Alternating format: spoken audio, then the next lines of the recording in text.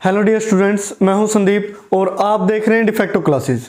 Dear students, आज की video में हम एक्सरसाइज 2.2 को सोल्व करने वाले हैं, जो कि एक सिंपल सी और वेरी शॉर्ट एक्सरसाइज है। इसको हम जल्दी से ही कंप्लीट करेंगे क्योंकि इसके जो सारे क्वेश्चन हैं वो एक जैसे हैं। तो आइए शुरुआत करते हैं एक्सरसाइज 2.2 की। तो क्वेश्चन नंबर फर्स्ट है यहाँ, do the following congruences possess a solution. अब हमें ये बताना है क्वेश्चन नंबर फर्स्ट के अंदर कि जो कंग्रुएंसीज लिखी हैं क्या इनका कोई सॉल्यूशन एग्जिस्ट करता है या फिर नहीं। तो मैंने यहाँ फर्स्ट और सेकंड पार्ट लिख लिया इसका। अब थ्योरम्स के अंदर हमने पढ़ा था भी कि सॉल्यूशन एग्जिस्ट कब करता है, तो उसको मैं एक जनरल वे में बता देता हूँ आपको।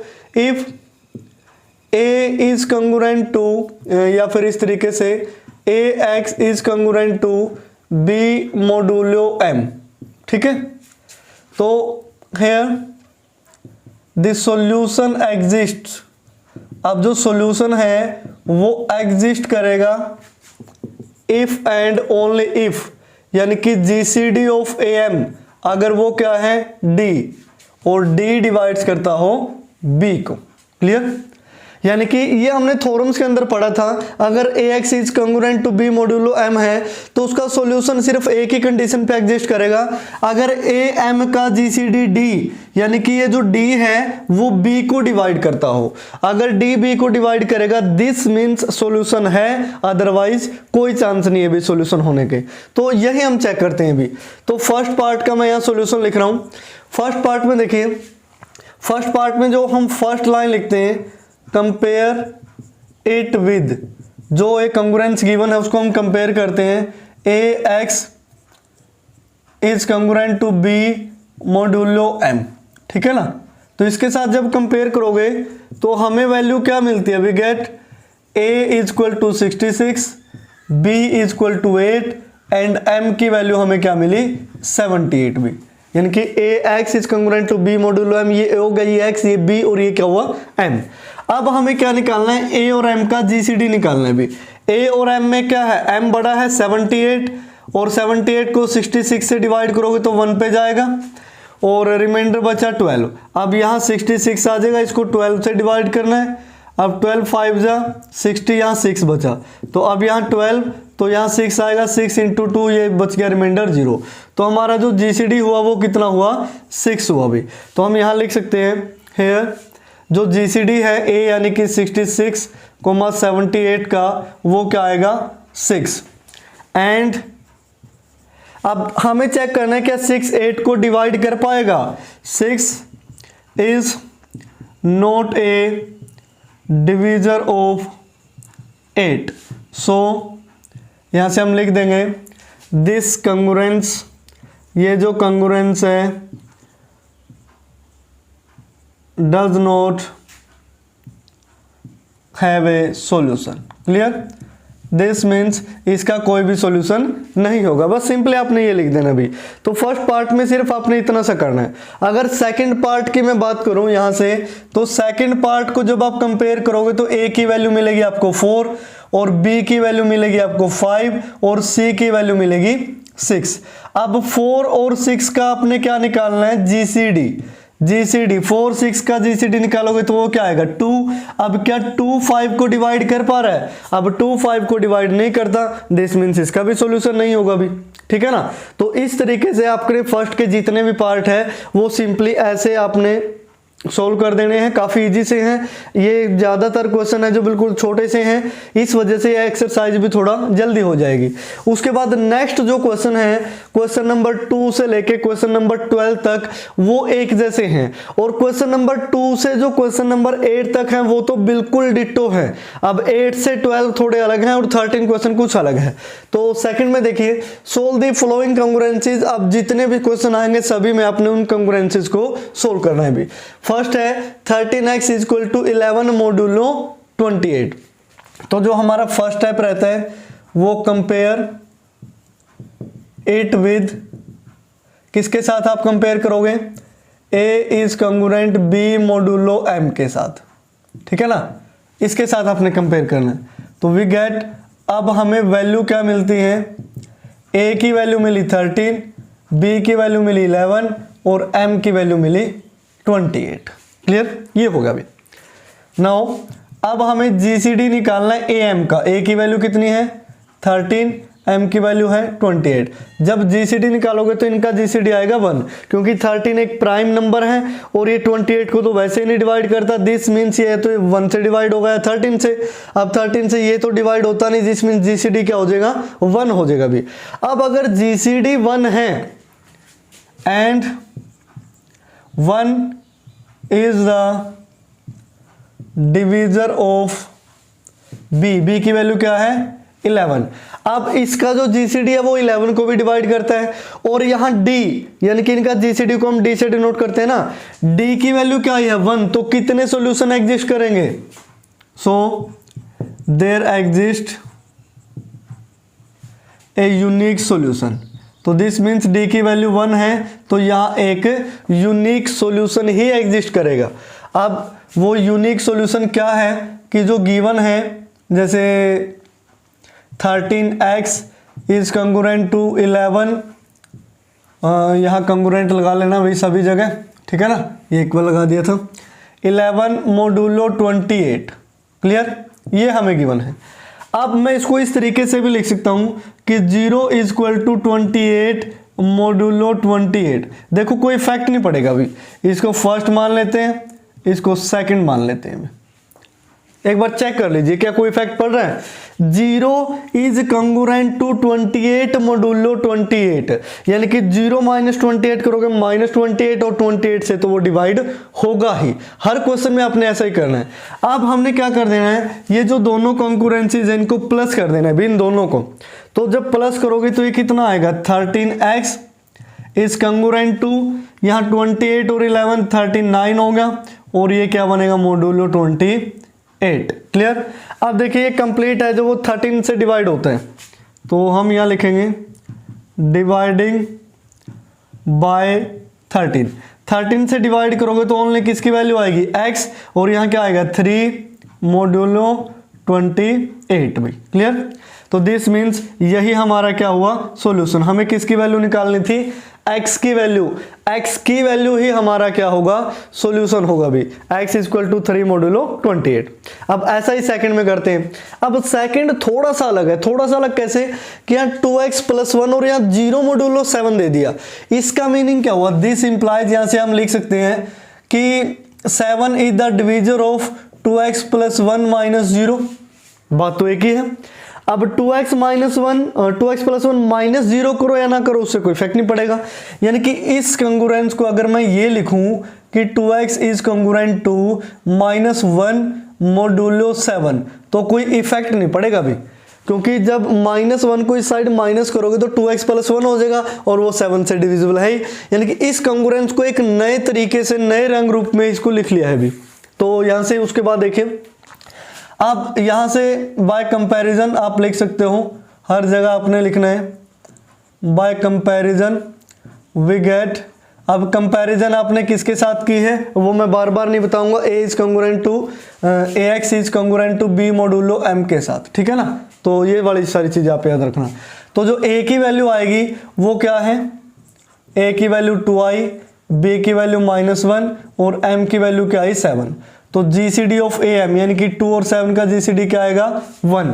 तो लास्ट में फिर आपने ये लाइन लिखनी है and 1 is the divisor of b क्या है -1। तो 1 this implies 1 is the divisor of -1। तो यहाँ क्या एग्जिस्ट करेगा, एक यूनिक सॉल्यूशन एग्जिस्ट करेगा। और यूनिक सॉल्यूशन निकालने का तरीका मैंने आपको बताया है कि ये जो कंगुरेंस है 2x is congruent to -1 modulo 7।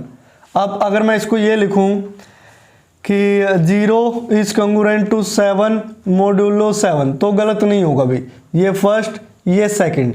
अब हम क्या करते हैं दोनों को प्लस कर देते हैं, यहां से वैल्यू क्या आएगी 2x is congruent to 7 minus 1 6 modulo 7। अब डिवाइडिंग थ्रू आउट बाई 2 से डिवाइड करोगे तो x is congruent to 3 modulo 7। अब यही वैल्यू आपने निकालनी थी भी, दिस मीन्स ये क्या होगा सॉल्यूशन। बस इस तरीके से आपने वैल्यू निकालनी है। मेन स्टेप ये है भी कि 0 को आपने क्या लिखना है दिस मोडुलो 7 जो भी ये मोड में गिवन है ऐसा ही हमने यहाँ लिखा था। फोर्थ में देखिए, फोर्थ में और आइडिया हो जाएगा आपको। अब ये 3x is congruent to 5 modulo n, यहाँ से a की वैल्यू है 3, b की वैल्यू है 5, m की वैल्यू है 7, और जो am यानी कि जो am का GCD हम d लेते हैं उसकी वैल्यू क्या आएगी, देखिए a की वैल्यू 3, m की वैल्यू 7, तो GCD यहाँ क्या आएगा 1, क्योंकि दोनों प्राइम नंबर है। अब GCD 1 आया, दिस इंप्लाइज जो 1 है वो 5 को तो डिवाइड करेगा ही, 1 इज द डिवीजर ऑफ 5 यानी कि b को। दिस मीन्स यहाँ पे कितने सॉल्यूशन एग्जिस्ट करेंगे, जितनी d की वैल्यू थी और d की वैल्यू क्या थी 1, दिस मीन्स यहाँ एक यूनिक सॉल्यूशन एग्जिस्ट करेगा। तो मैं इसको इस तरीके से लिख लेता हूँ कि 3x is congruent to 5 modulo 7, और दूसरा लिख लेता हूँ कि 0 इज कंग्रुएंट टू 7 मॉड्यूलो 7 होगा भी। क्लियर? तो ये फर्स्ट ये सेकंड दोनों को प्लस कर देते हैं, तो यहाँ से वैल्यू क्या आएगी, 3x इज कंग्रुएंट टू 7 + 5 12 और मॉड्यूलो 7, तो 3 से डिवाइड करोगे तो x इज कंग्रुएंट टू यहाँ कितना आएगा 4 मॉड्यूलो 7। तो डियर स्टूडेंट ये आई x की वैल्यू, ये आपका क्या हो जाएगा सॉल्यूशन। यानी कि हर कोई क्वेश्चन एक जैसा है, सेकंड में देखिए, थर्ड में देखिए, फोर्थ में देखिए, कुछ अलग नहीं किया अभी मैंने, वही स्टेप जो मैंने सेकंड में किए अब सेकंड में थोड़ा ये अच्छे से लिख दिया, compare it with, we get, now, plan, ये सारी चीजें, क्योंकि इससे क्या होता है कि जो क्वेश्चन का एक्सप्रेशन है उसको लिखने का तरीका बहुत अच्छा सा लगता है, भी मार्क्स भी हमारे कंप्लीट आते हैं अगर ये क्वेश्चन एग्जाम में आ जाते हैं। और एक ये मेथड है भी, सीधा सा बस आंसर निकाल के छोड़ दो। अब इससे अच्छा तो ये स्टेप मिस करके सीधा आंसर ही बता दो भाई ये आएगा, तो ऐसा आपने नहीं करना। ये सारी चीजें हैं जो आपने एक्सप्लेन करनी है कि आपने ये क्यों लिखा, कैसे लिखा, किसकी हेल्प से, किसको ऐड किया, किसको आपने 1 माना, किसको आपने 2 माना, तो अच्छी तरीके से लिखें। तो जस्ट एक समझाने के लिए होता है भी, हाँ भी एक क्वेश्चन में लिख के दिखा दिया, आगे वाले में आप खुद लिख लेना। तो ये सेकंड, थर्ड, फोर्थ तक क्वेश्चन आपके कंप्लीट हुए। उसके बाद जो question number 5th, 6th, 7th, 8th, ये जो चारों क्वेश्चन है बिल्कुल डिटो हैं सेकंड, थर्ड, फोर्थ की तरीके से। तो इन चारों क्वेश्चन को डियर स्टूडेंट आप खुद से करोगे, इतना तो टाइम भी लगना, इतनी देर में जो मैं आपको यहाँ बोल रहा हूँ कि आप खुद से करोगे, इतनी देर में तो आपने कॉपी पेन निकाल के और उनको सोल्व कर देना चाहिए था। तो दिस मीन्स क्वेश्चन नंबर 8 तक हुए आपके कंप्लीट। उसके बाद जो नेक्स्ट है क्वेश्चन नंबर 9, आप उसको देखते हैं। अब हम चेक करेंगे कि जो क्वेश्चन नंबर 9 है वो पहले के क्वेश्चन से अलग कैसे है भी। तो यहां से देखिए ये गिवन है 15x is congruent to 12 modulo 36। तो जो हमारा फर्स्ट स्टेप होगा उसमें आप लिखोगे compare it with ax is congruent to b modulo m। इसके साथ आप कंपेयर करोगे, दिस मीन्स हमें क्या मिलेगा, वी गेट कि जो a की वैल्यू है वो होगी 15, b की वैल्यू होगी 12 और यहाँ पे जो m की वैल्यू होगी वो होगी 36। अब हमें a और m यानी कि 15 और 36 का GCD निकालना है भी। तो बड़ा नंबर है 36, इसको 15 से डिवाइड करते हैं, 15 टू जा 30 प्लस ये क्या हुआ 6, तो 15 अब यहाँ आएगा 6 से डिवाइड करोगे तो 6 टू जा 12 और ये प्लस में 3 बचा। अब यहाँ 6 आया तो 3 इंटू 2 6 और रिमाइंडर क्या बचा 0। जब रिमाइंडर 0 बच जाए दिस मीन GCD कितना आ गया 3, जिससे हम डिवाइड कर रहे हैं। तो यहाँ से हम लिखेंगे कि 15 और 36 का जो GCD आया वो क्या आया है 3, और जो 3 है वो डिवाइड करता है which divides b equal to 12, यानी कि इसको क्या करेगा डिवाइड, यानी कि जब तक इनका GCD इस b को डिवाइड नहीं करेगा सॉल्यूशन एग्जिस्ट नहीं करेंगे। अब ये डिवाइड करता है तो सॉल्यूशन एग्जिस्ट करता है। अब सॉल्यूशन भी कितने एग्जिस्ट करते हैं, d की वैल्यू क्या ही है 3, तो टोटल 3 सॉल्यूशन होंगे। अब पहले 8 क्वेश्चन में क्या आ रहा था, हर जगह d की वैल्यू 1 आ रही थी, तो एक ही सॉल्यूशन निकाल के हम उसको सोल्व कर देते थे। ठीक है, अब हमें सॉल्यूशन निकालने हैं 3। अब 3 सॉल्यूशन निकालने के लिए जो स्टार्टिंग में हमें गिवन है 15x is congruent to 12 modulo 36, इसको लिख लेते हैं भी। तो हम लिखते हैं डिवाइडिंग बाय किससे डिवाइड होगा, ये 3 से डिवाइड होगा। तो 3 5 जा इज कंग्रुएंट टू 4 और इसको भी डिवाइड कर लेते हैं, मॉडुलस ये कितना हुआ 12 हुआ भी। अब आपके माइंड में आ रहा होगा सर इसको डिवाइड करने की क्या जरूरत थी भाई, आप इसको भी डिवाइड कर सकते हैं, गलत नहीं होगा ये। अगर आप इसको अकेले को डिवाइड कर देते हैं तो यहाँ 36 रहेगा, हो सकता है कि उससे कुछ प्रॉब्लम आ जाए भी। जब डिवाइड होता है तो डिवाइड करोगे, अगर डिवाइड नहीं होता तो फिर आप छोड़ दोगे। तो दिस मीन्स आप यहाँ से देखें, अब जो प्रीवियस क्वेश्चन थे उसमें हम क्या लिखते थे कि 0 इज कॉन्ग्रुएंट टू, यहां मैं लिख लेता था कि 12 मोडुलो 12, यानी कि जो भी मोड के अंदर होता था। लेकिन अगर आप ऐसा लिखेंगे, अब 36 को हमने डिवाइड कर दिया है तो ये 12 आया, और अगर आप 12 लिख के यहाँ ऐड करोगे 12 + 4 ये हुआ 16, और ये 5x, अब वो किसी से कैंसिल आउट नहीं हो गए तो ये तो गलत हो गया। फिर 12 2 जा, यानी कि 24 + 4 28 करोगे वो भी कैंसिल नहीं होगा, यानी कि बनेगा तो यही यहाँ पे क्या लिखना पड़ेगा आपको, 36 लिखना पड़ेगा भी, क्योंकि 36 + 4 कितने बनेंगे 40। तो ये 1 कॉन्ग्रुएंस, ये 2 कॉन्ग्रुएंस, दोनों को प्लस कर देते हैं।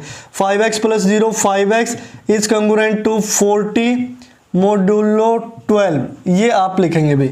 तो दिस मीन्स डिवाइडिंग बाय 5, तो x is congruent to 8 modulo 12 आया भी। क्लियर? तो अगर ये इस तरीके से लिखा गया, दिस इंप्लाइज जो 12 है वो डिवीजर होगा x - 8 का। यही तो कॉन्ग्रुएंसी की क्या है, डेफिनेशन है। उसके बाद अब अगर 12 है जो x - 8 को डिवाइड करता है, दिस इंप्लाइज में x - 8 को क्या लिख सकता हूँ, 12 के where k belongs to integer. ठीक है ना, k belongs to positive integer आप लिख सकते हो, या फिर इंटीजर लिखा रहने तो कोई फर्क नहीं पड़ेगा। तो x की वैल्यू क्या आई, 8 + 12k। अब सॉल्यूशन कितने हैं, 3, जहां पे k की वैल्यू क्या होगी, वेयर k = 0 पुट करोगे, 1 पुट करोगे, 2 पुट करोगे, 3 सॉल्यूशन आ जाएंगे। जब k की जगह 0 पुट किया तो x = ये हो गया 0, तो ये कितना है 8, 1 पुट किया 12 + 8 20, 12 × 2 24 और 8 32, और modulo 36 are the required solution. ये क्या होंगे, रिक्वायर्ड सॉल्यूशन होंगे, जो क्या होंगे, इनकॉन्ग्रुएंट मोडुलो 36 होंगे भी। क्लियर? तो ये आया हमारे रिक्वायर्ड सॉल्यूशन।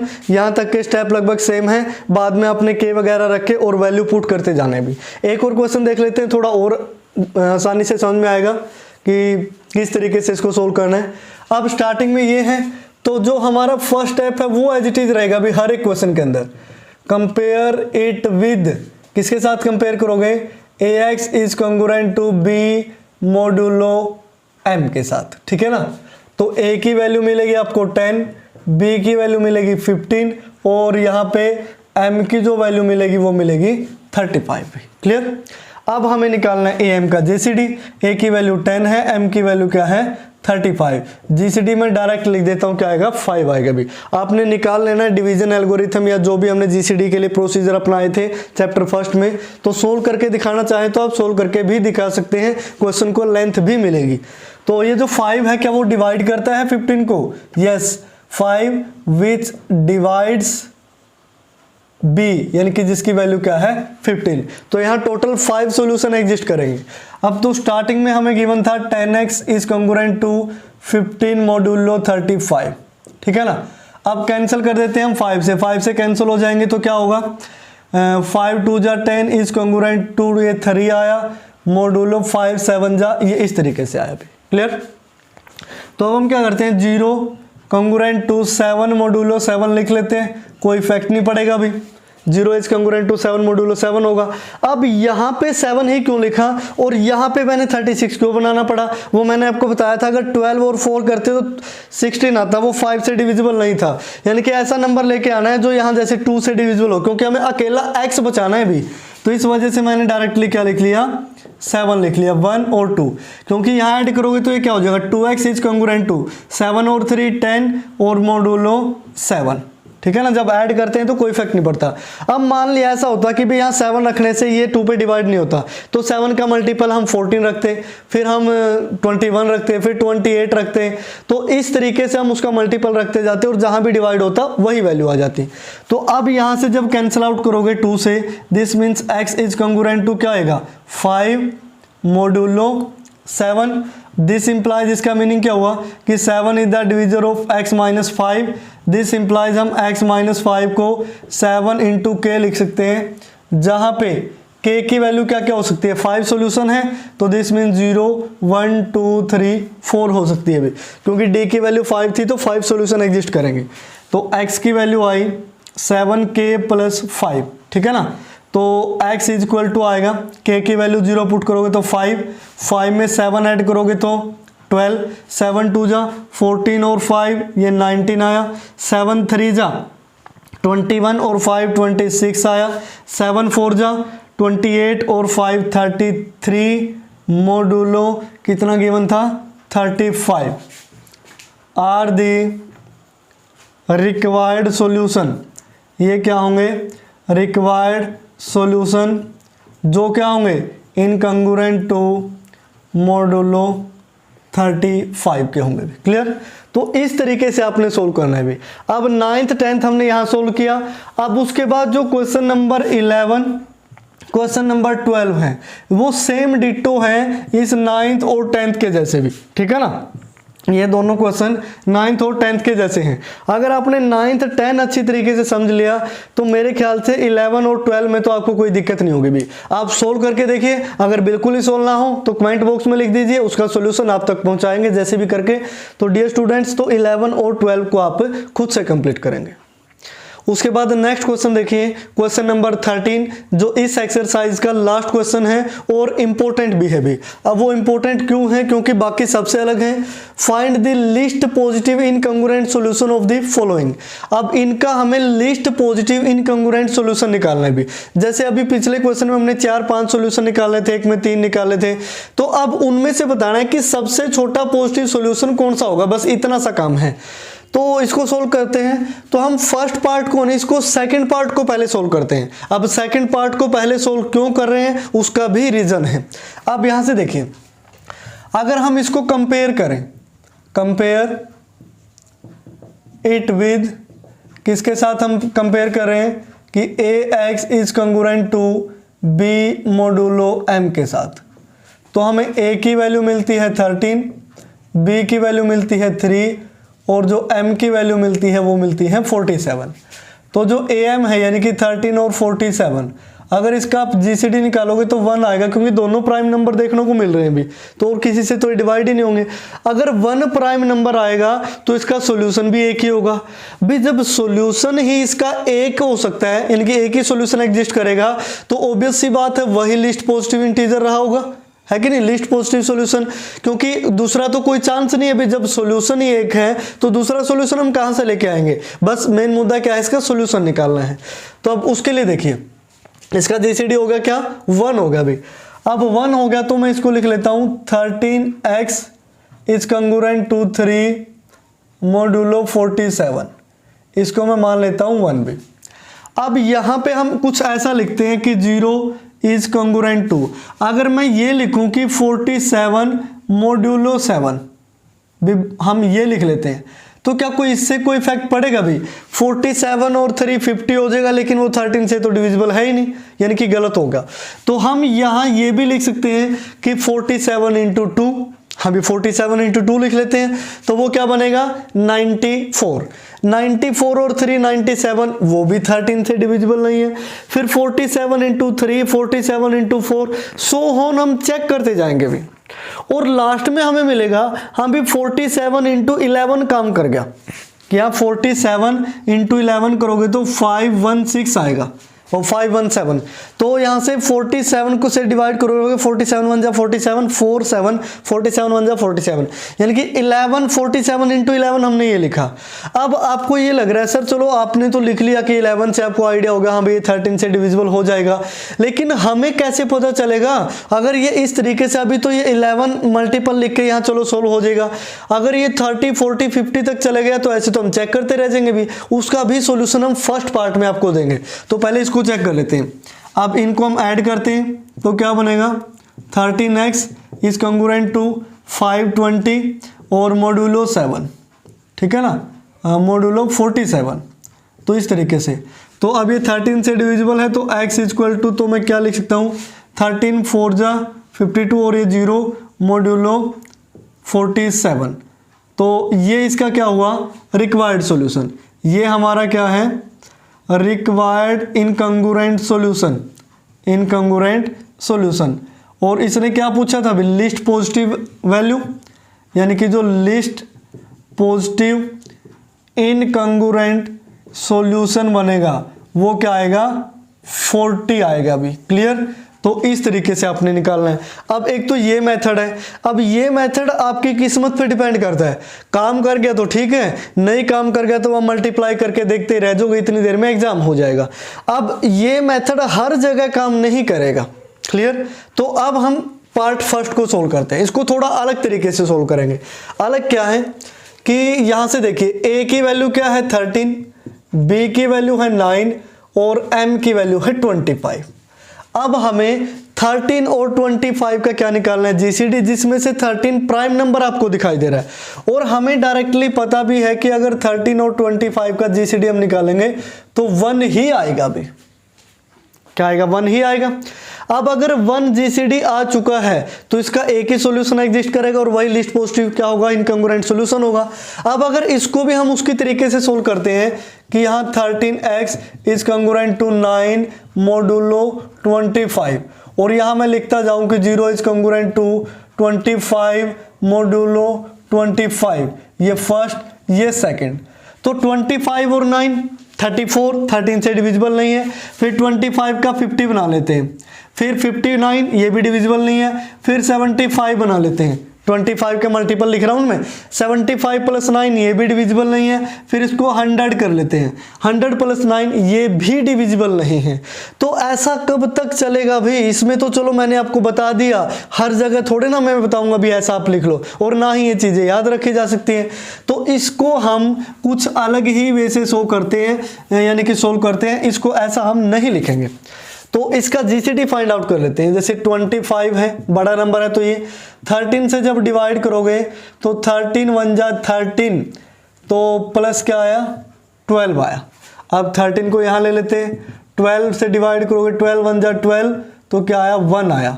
तो अब 12 को यहाँ ले लेते हैं, 1 से डिवाइड करोगे तो 1 इंटू 12, 12 ये कैंसिल हो गया, रिजल्ट में हमें क्या मिला 0। तो ये रिमाइंडर 0 हो गया। दिस मीन्स ये जो 12 आता है, सॉरी ये जो 1 आता है, ये क्या बन जाता है हमारा जीसीडी बन जाता है। तो हम 1 को क्या लिख सकते हैं, जो ये वाला 1 है, 1 को मैं लिख सकता हूँ 13 में से ये 12 इंटू 1 माइनस कर दें। कुछ गलत नहीं लिखा, यहाँ जो टिक लिखा है इस सेकंड वाले इक्वेशन में से हमने लिखा है। अब हम क्या करते हैं, 1 को पुट किया, अब 12 की वैल्यू पुट करते हैं।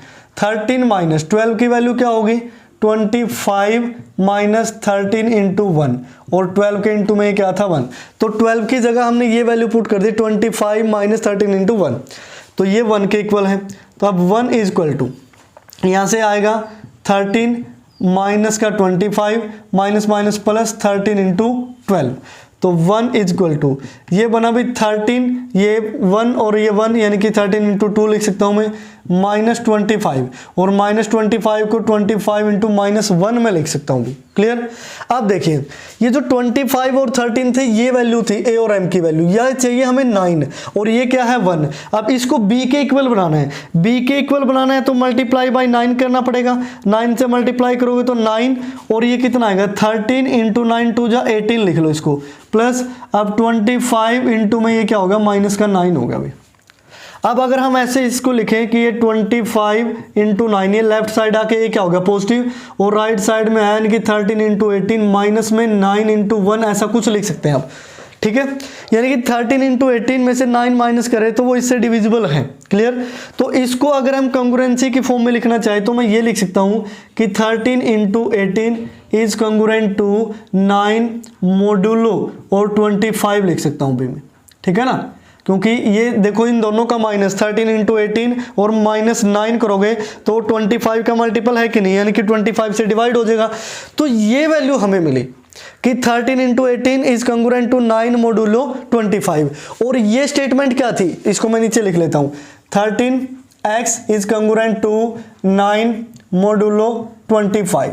तो इन दोनों स्टेटमेंट को देख के आपको क्या आइडिया लग रहा है प्रोफेसर कि ये दोनों एक जैसी हैं। दिस मीन्स ये जो x इक्वल टू 18 है इसका सॉल्यूशन रहा होगा, तभी तो ऐसे इक्वल में लिखा, और तो कोई नंबर नहीं मिला भी हमें यहाँ लिखने के लिए। तो हमें कौन सा नंबर मिल गया, 18 नंबर मिल गया।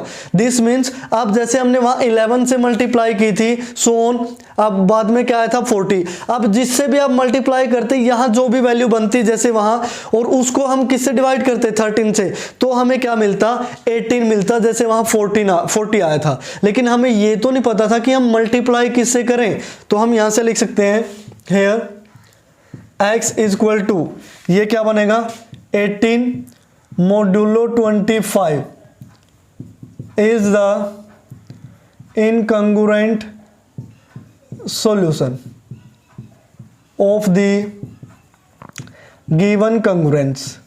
ठीक है ना, तो गिवन कंग्रुएंस का ये क्या है, इनकंग्रुएंट सॉल्यूशन है भी। तो this means x is equal to 18, ये क्या होगी लिस्ट पॉजिटिव वैल्यू। क्लियर, यानी लिस्ट पॉजिटिव इनकंग्रुएंट सॉल्यूशन। यानी कि जो मेन मुद्दा है वो यहां से है भी, आप ऐसा करके पता कर सकते हैं भी एक्चुअल में क्या बनेगा। अब इसमें भी हम यही कर सकते थे कि ये जो 13 और 47 था कि 47 को लिखते जाओ कि 13 इंटू 3 और प्लस ये कितना हो गया 8, फिर यहाँ 13 लिखो, 8 से डिवाइड करो, 8 बन जाए 8, 5 सो ऑन करते जाओ, और लास्ट में कुछ ऐसी स्टेटमेंट बना दो। स्टेटमेंट कैसी बनानी है कि 13 इंटू कुछ मल्टीपल और इज कंग्रुएंट टू यहाँ 3 और मॉडुलो कितना आना चाहिए 47 आना चाहिए। तो यहां आप चेक करोगे तो यहां आपका क्या बनना चाहिए 40 बनना चाहिए। अब लिस्ट पॉजिटिव बोला है, हो सकता है कि जब इसमें आप ऐसा करोगे तो यहाँ क्या वैल्यू बनेगी भी, क्या पता नेगेटिव भी बन जाए भी। अगर वो नेगेटिव बन जाती है तो उसको अपने पॉजिटिव में कन्वर्ट करना आना चाहिए। तो मैं इसकी अलग से पीडीएफ दे दूंगा इस दूसरे मेथड की, तो वहां से आप देख लेना कि यहाँ जो नेगेटिव बनता है उसका पॉजिटिव कैसे आपने कन्वर्ट करना है, क्योंकि यहाँ तो डायरेक्टली 18 क्या आ गया था पॉजिटिव आ गया था। अगर यहाँ पॉजिटिव नहीं आता तो हम उसको कैसे कन्वर्ट करते, अब तो उसका अगर एग्जाम्पल तो होता तो मैं आपको बता देता भी। तो ऐसे ही जो इसका थर्ड पार्ट है 13 का वो भी आप खुद से सोल्व करेंगे। बिल्कुल इजी से क्वेश्चन है, ध्यान से समझें इनको, बिल्कुल कंसंट्रेट करें। जब भी आप वीडियो देखते हैं तो साथ में पेन कॉपी बुक जरूर रखें, और ये नहीं कि आप वीडियो देख रहे हैं साथ में सॉन्ग चल रहे हैं, कभी कोई आपको बुला रहा है। इनकी फुल कंसंट्रेशन के साथ अगर स्टडी करोगे तो एक ही बार में 100% आपको समझ में आ जाएगा। लेकिन अगर कंसंट्रेशन नहीं है, बस भाई सामने वीडियो चल रहे हैं, कभी हम किसी से बातें कर रहे हैं, कभी रूम में कोई आ गया, तो दिस मीन्स वहां वो काम नहीं करेगा। वहां फिर क्या होता है सर ये समझ में नहीं आ रहा, इसमें थोड़े डाउट है, वो वाली चीजें आने लगती हैं। तो जब भी आप फ्री हो, चाहे आप कभी भी पढ़ें, तो बिल्कुल शांत माइंड से अकेले अलग से बैठ के पढ़ें कि ताकि कोई भी आपको डिस्टर्ब ना कर पाए। और इन चीज़ों का ध्यान रखें कि साथ में पेन कॉपी और बुक होनी चाहिए। कहीं ऐसा नहीं कि वो वीडियो को देखते जा रहे हैं भी, ऐसे याद नहीं करनी है। स्टोरी या मूवी नहीं है कि देखने से ही आपको याद हो जाएगी। जितना ज़्यादा प्रैक्टिस करोगे उतना ही मैथ आसान हो जाएगा, जितनी प्रैक्टिस कम उतना ही मैथ मुश्किल हो जाएगा भी। तो इन सारी चीज़ों का आप ध्यान रखें, मन लगाकर पढ़ें। तो डियर स्टूडेंट्स, आज की वीडियो में हमारी एक्सरसाइज 2.2 हुई कंप्लीट। नेक्स्ट वीडियो में हम आपके लिए लेके आएंगे एक्सरसाइज 2.3 का बेसिक इंट्रोडक्शन विद एक्सरसाइज। तो डियर स्टूडेंट्स, तब तक के लिए देखते रहिए डिफेक्टो क्लासेस।